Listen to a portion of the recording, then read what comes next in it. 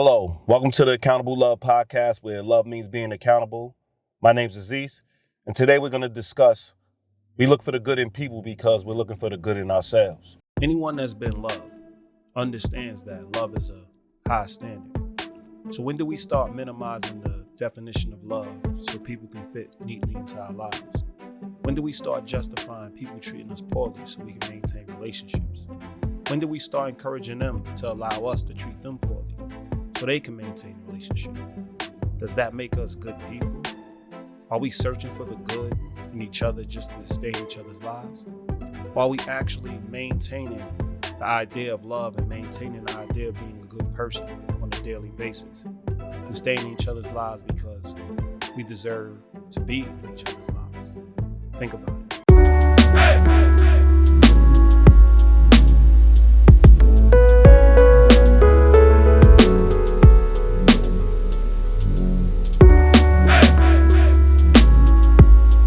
Now, the reason I chose this topic is because a lot of people that are striving for excellence, a lot of people that striving to be in good standings, a lot of people that honor their principles and honor their core values and have a standard for relationships and have a standard for love, they always are being asked to dumb down. They're always being asked to look the other way. They always being asked to look at people as human. And they're always being asked to, quote unquote, honor forgiveness. So today we're going to discuss, why do people search for the good in people? And what I ultimately believe is people search for the good in people because they're searching for the good in themselves. If you got to search for good in another person, then that means that you see more bad than you do good. And you're just trying to reform a person, which makes you feel a lot better. Why do we join personal relationships? We join personal relationships to enhance our livelihood, to enhance our life, not to be charitable. That's something you do for purpose. That's something you do on your own time. That's something you do on your free time. But when you actually are interacting with people and actually building relationships with people that are personal to you and that person, you have to look that person in the face and think they're the best suited people for you in life. Not people that are going to cause you hardships. Not people that are going to think selfishly. Not people that are going to tell you to change the strong things about you, the great things about you. You have strong principles. 9 times out of 10, you're going to make sure that everybody around you has strong principles. You're going to make sure that everybody around you is getting the best out of life. That doesn't mean you turn your back on somebody when they misstep. That means that you have people around you when they misstep, they're going to do everything possible to make it right. They take pride in it. They take pride in being in good standings. They take pride in the standard of excellence. And unfortunately, that doesn't mean that you're going to have a lot of people around you. That doesn't mean that you're going to be surrounded by good people around you. But what it does mean is that you're going to have personal people that's in your life that are great people, that are excellent people, that have good standings. So why do people tell these quote unquote judgmental people or these quote unquote goody two shoes or these quote unquote, standards are too high type people? Why do they always tell them to bring it down some? Because we all try to live somewhere in the middle. I remember I wrote a piece on how a person that is destroying the world is always being helped by somebody who wants to help change that person that's destroying the world. But that same person is looking down on the person that's actually trying to enhance the world and trying to make the world a better environment. Because they can't see how that person can wake up every day and have that same energy and match that same lifestyle on a regular basis. But the reason is because they constantly worked at it. They made it habit. They embrace what they do. They enjoy what they do. They truly believe what they do. So because they have a narrow focus, most people are asking them to change. Most people are asking them to give people second chances and third chances and fourth chances. to look at it from the other person's perspective. What makes you think that these people aren't seeing it from the other person's perspective? What makes you think that the people that you're talking to haven't put in the work with this individual and hasn't put forth all they had with this individual and they're burnt out? And now you come along and you haven't put in that same amount of work, that same amount of time, that same amount of effort into this person. So yes, you can have an opinion about how this person is being let go, or you could have an opinion about how this person is speaking to this person, or how this person has low tolerance for this person. But until you really try to look at it from the person who's actually putting in the work, who's actually trying to keep the standard of love and keep the standard of being in healthy relationships and being in accountable relationships, you're not going to really see the full picture. Personal relationships is not a charity. Personal relationships is being with like-minded people, being with same-hearted people, people that are putting in the work on a regular basis to enhance each other's lives. They wake up every day to enhance one another's life, to see how they can actually impact each other's lives in a positive way. They don't have time for people just doing what they want to do just because they want to do it. They don't have time for self-destructive behavior. They don't have time to just think about themselves and think about just the individual. They moved on from that. They did that in their teenage years. They did that in their young adulthood years. They did that when they ran in college and they just did what they wanted, how they wanted. Now they're ready to make an impact. And in doing that, you have to have people that see your blind spot. So they're not focused on reform, they focus on performing. And when the people who want to reform start performing, they'll embrace them with open arms. But why are you looking for the good in a person?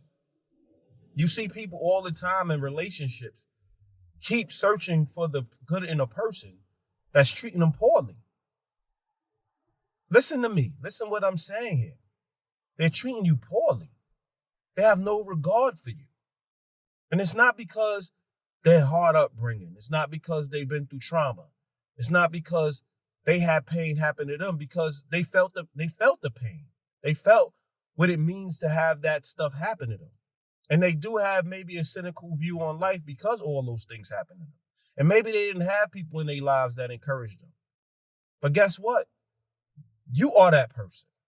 You are that person in their life that is trying to encourage them to do better and be better. You're trying to show them this is what love really looks like. And what do? They do the same thing to you that was done to them. Why are you looking for the good in the person? Yes, we can see the good in everybody. There's no one person that's fully evil. But you want people that are working towards good, that make it a conscious decision to be the best they can be. You can't do that for them. You can't talk them into being the best they can be. They have to want it. And when you start surrounding yourself with people that actually want it, you're not looking for the good in people. You see the good in that person. You see greatness in that person. You see the best in that person. You actually can witness it. You actually see it on a regular basis. It's consistently being thrown in your face. It's consistently being seen. So you don't have to look for the good in them. Ask yourself, do you want relationships that you have to work towards, or do you want relationships with people that work with you? That's a big question you need to ask. We all watch people looking for the good in somebody, and they're posting on their social media how they've been through trials and tribulations. They've been through it all, and they still together. They've been through everything, and they're still standing. Did you ever think that another person's not putting up with all of that? So you stay in a comfortable situation because it's comfortable to you? Because there's one thing when a relationship and the world is happening to your relationship and y'all are battling together. That's working with each other. Yeah, make sure y'all maintain that relationship. Make sure y'all stay in good standing. We're not talking about hardships. Hardships do happen. You may lose your job out of nowhere. You may get hurt and injured. You may lose your legs, a limb. Anything could happen. And yes, you still work hard to work towards one another because you work with each other. That's what love is. But when you're doing things intentionally to sabotage a relationship, you're doing things intentionally to harm the relationship. You're overcoming your relationship. That's not going through everything and still standing. That's not living the life that you chose to live. That's not living the best life you can live. Think about everything you go through. Sit back, really, and think about what it means to be in a healthy and accountable and supportive relationship. And then think about being in a relationship where you had to overcome the cheating, the beating, the disparaging your character, the questioning who you are, the constant bickering just to show that you're in that person's corner when you've always been in that person's corner. That's not overcoming, that's surviving a relationship. That's surviving a relationship. And of course, when you feel you survived the relationship and now this person actually wants to work with you and you still stand, that shows that shows self-worth and lack of self-worth. Yeah, you can say you love the person. You can say, you know what, I really just want to be with that person. And I really see that this person has really made the adjustments. And you asking everybody that they scorn to actually, understand that they made mistakes and understand that you need to forgive them. Forgiveness happens in the idea that you don't want nothing bad to happen to them. Nobody said you don't want them to be in good relationships. Nobody said you don't want them to be around people who are actually going to treat them good. You're just not there no more. And you're not going to be around anybody that's around them because you don't want to put yourself in that position to be hurt by that person again. That's not forgiveness. That's self-sabotage. That's lack of self-worth. You deserve people that are working with you. You deserve people that honestly make mistakes because life is throwing so many curveballs at them and they swung and missed. Not a person that actually made a conscious decision to go out and betray your relationship, that made a conscious decision to keep a secret from you that you know for a fact, or they know for a fact that you need to hear. Not a person that's eliminating your choice on a regular basis and saying that they love you and they're working with you. Not a person who abandons you and walks away from you at your hardest times, or when y'all have a child together, a person that turns their back on you and has you raising the child for 12 years and then comes back and say, I want to be a mother, or I want to be a father. That's not a relationship, and that's not forgiveness, and that's not overcoming. Overcoming a relationship and surviving a relationship is not what you want to do. You want to be in a relationship. You want to be in a partnership, a fellowship. You want to be in healthy and supportive and accountable relationships where people are definitely working with you. They look at a standard. They set a standard. Y'all set a standard together. Y'all agree to honor those standards together. And y'all very comfortable in honoring those standards. And when y'all fall short, y'all challenge each other to get back up and maintain those standards. But these is people working with you that fell short, that have a great track record of not blowing up your relationship every chance they get, not asking you for forgiveness every chance they get. I want you to sit here and look at the people that are always asking for forgiveness. Is this the first time? Is this the second time? Is this the third time? Is this the fifth time? How many times are they going to ask you for forgiveness? Because people that work for a standard of excellence, they rarely have to ask for forgiveness because they're making sure that when they misstep, immediately they're making it right. Immediately they're making sure that they get back in good standings. Immediately they're shifting their behavior and forming a more consistent and productive lifestyle. They're in it with you. They want to have, if they're having children with you, they want to be great parents. Not because they have to, but because they promise to. They want to be a great spouse because they said, I will. They said, I want to. They said that this is what I want out of life. And they know what it takes to maintain it. They looked you in your face and they said, I want to spend the rest of my life with you. So therefore, in spending the rest of their life with you, they said, I want to make the best life for you. Not cause you havoc, not act on impulses, not use the betrayal of the flesh or the temptation of the flesh to actually justify their behavior. No, they're looking at you and saying, we're both human. We both are going to go through things where we misstep. But at the end of the day, don't do anything to betray the relationship intentionally. Don't do anything that is self-sabotaging, or don't do anything that destroys you that's going to ultimately destroy us. Don't take that drug when you're feeling low. Come talk to me. Don't end up in that person's bed when we disconnect. Come home and talk to me. That person is asking to be your spouse, and they're going to have a lifelong conversation with you because they want their relationship and your relationship to be the best relationship possible. They want to enhance your life, and you're looking for them to enhance. They want to enhance your life, and you're looking to enhance their life. So think about that. When you're looking and saying, we want to be friends, why do you choose this person or those people to be your friend? It has to be because they bring the best out of you. It has to be because you know they're in your best interest. It also has to be the fact that they're going to check you. And I mean check you. If you do something that hurts yourself or hurts other people around you, they're not just worrying about if you hurt them. If you hurt another friend and they disagree with the way you went about doing it, they're willing to check you, number one. If you don't rectify or you don't say that you went wrong in that instance, they're willing to not talk to you, not be in your life if you're not going to treat another friend of yours, or even if it's just your friend, with the highest of respect, because they know they easily could be in that place. Part two is they know that there's a standard to keep. As I always say, your morals and your principles run you. You don't run your morals and your principles. You don't decide when you can honor your morals and your principles. What makes you an excellent, great human being is the fact that when you're thinking to dishonor your principles and your morals, you stand strong. It's like running a marathon. During the marathon, you get tired. During the marathon, you want to stop. During the marathon, you want to give up.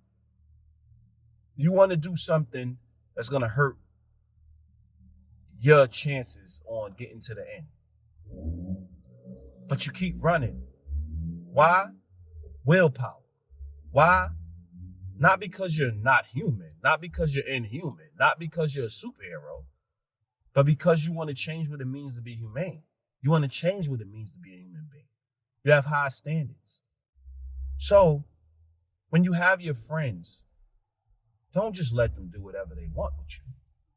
Have friends that match your energy. Have friends that match your faith. Have friends that believe in the relationship enough where you don't have to constantly talk them into doing the right thing, or talk them into being your friend, or talk them into picking people or having people in their life that's going to reflect what y'all all stand for. I understand we just call anything a cult and we just run around and say, y'all can't do things by yourselves or independent, and what happened to doing your own thing? Y'all always got to do things together. Again, we did the singular thing. We played by ourselves. We got to know ourselves. We had to sit back and stop and really try to understand ourselves. We did the self-awareness thing. We did the self-revelation thing. We did the self-elevation thing. Now it's time to start building with other people. And in doing so, you can't look for the good in them. You have to see the good in them. You have to believe in the good in them.